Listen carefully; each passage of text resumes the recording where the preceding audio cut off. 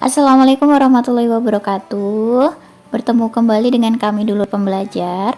Untuk pertemuan kali ini kita ingin memberikan informasi yang penting kepada teman-teman semua, terutama subscriber dulu pembelajar, bahwa baru saja kemarin kami mendapatkan informasi adanya upaya phishing atau penipuan online yang mengatasnamakan website DJP. Tapi sebelum itu, kepada teman-teman semua jangan lupa untuk subscribe, like, dan komen di postingan dulur pembelajar yang sekiranya bermanfaat ya. Nah, kalau kita lihat di sini, contohnya itu ada email dari informasi pajak @pajak.gov.id, dan di sini isinya adalah tentang pelaporan pajak kita yang mungkin tahun sekarang atau tahun sebelumnya, kemudian diinformasikan adanya kurang bayar. Terus kemudian kita disuruh untuk melakukan pembayaran. Dan kemudian kalau misalkan kita tidak melakukan pembayaran, maka akan didapatkan denda dan NPWP kita akan dinonaktifkan untuk sementara.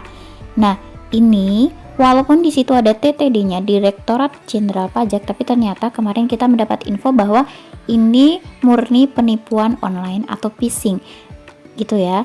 Nih, untuk teman-teman juga kalau misalkan ada link tertentu yang dikirim ke email kita, ini contohnya yang kemarin Dirjen Pajak ya. Di sini ada link yang dari email tadi, informasi pajak @pajak.gov.id. Kemudian ketika diklik kita akan diarahkan menuju ke sebuah website yang tampilannya itu benar-benar mirip dengan website DJP online punya DJP. Nah, di sini kalau misalkan kita lihat nama websitenya adalah www.webfund.website. Kalau misalkan kita lihat di sini itu benar-benar aneh ya, karena nggak mungkin website dari pihak pemerintah secara resmi itu tampilannya seperti itu. Dan seperti yang kita tahu bahwa website DJP online punya DJP yang benar adalah djponline.pajak.go.id, gitu ya. Jadi harap teman-teman untuk memperhatikan kembali kalau misalkan dikirimin email atas nama pajak, dilihat lagi.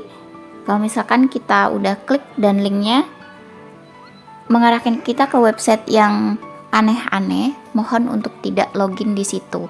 Karena bahaya dari phishing ini adalah ketika kita melakukan login di website tersebut, maka mereka, sang penipu online, bisa mengakses data-data pribadi kita. Karena sangat bahaya sekali ya, misalkan jadi ketika mereka tahu data-data pribadi kita seperti email atau nomor telepon, itu bisa saja disalahgunakan. Nah, yang selanjutnya adalah kita akan berbicara tentang ciri-ciri email phishing.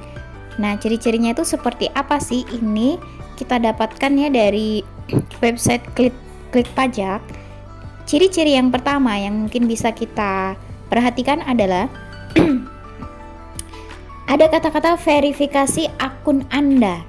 Nah, situs resmi itu biasanya tidak akan pernah meminta kita untuk mengirim password atau informasi pribadi melalui email kita. Untuk yang kedua, terdapat kata-kata jika kita tidak merespon dalam waktu 24 jam, maka akun kita akan ditutup. Nah, pesan seperti ini itu bisa kita masukkan ke dalam pesan ancaman, sehingga kita ketika membacanya itu akan buru-buru atau meresponnya dengan cepat tanpa pikir panjang. Jadi itu sangat berbahaya ya, karena kita jadi tidak bisa berpikir dengan jernih. Nah, untuk yang ketiga, ada kata-kata pengguna yang terhormat. Nah, biasanya phishing via email ini akan dikirim secara massal oleh si penipu online itu. Makanya tidak akan mengandung nama dari kita sebagai pengguna DJP online. Karena kalau misalkan saya pribadi menerima email dari DJP online, itu akan ada nama di situ. Jadi misalkan yang terhormat Ibu siapa, yang terhormat Bapak siapa. Jadi ketika kita hanya menerima email dengan kata-kata pengguna yang terhormat, itu juga patut kita waspadai ya teman-teman semua. Nah, kemudian mungkin secara umum akan kami jelaskan apa phishing itu sendiri ya. Oke, sekarang kita jelaskan secara umum tentang phishing. Phishing adalah jenis penipuan online di mana penjahat cyber menyamar menjadi sebuah organisasi yang sah melalui email, teks atau SMS ya, iklan atau cara lain. Nah, hal ini biasanya dilakukan dengan menyertakan tautan atau link yang tampak akan membawa kita ke situs web perusahaan untuk mengisi informasi kita. Seperti yang tadi udah dijelasin ya, jadi ketika kita menerima link dari orang yang tidak kita kenal, itu jangan mudah untuk kita langsung klik. Kalau misalkan kita lihat saat ini, bahkan phishing ini tuh sudah luas sekali. Kalau misalkan di kami pribadi itu ada yang berusaha melakukan phishing lewat SMS, ada yang melakukan phishing lewat email, bahkan di chat Shopee pun sekarang banyak seperti itu. Jadi kita sendiri yang harus waspada ya, karena kalau misalkan data kita sudah diambil alih oleh orang tersebut, maka itu akan membahayakan kita sendiri. Nah, mungkin selanjutnya kita akan share cara menghindari email phishing.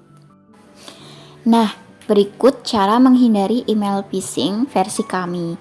Yang pertama, jangan klik link yang disematkan ke dalam email, SMS, atau dimanapun itu yang kita terima.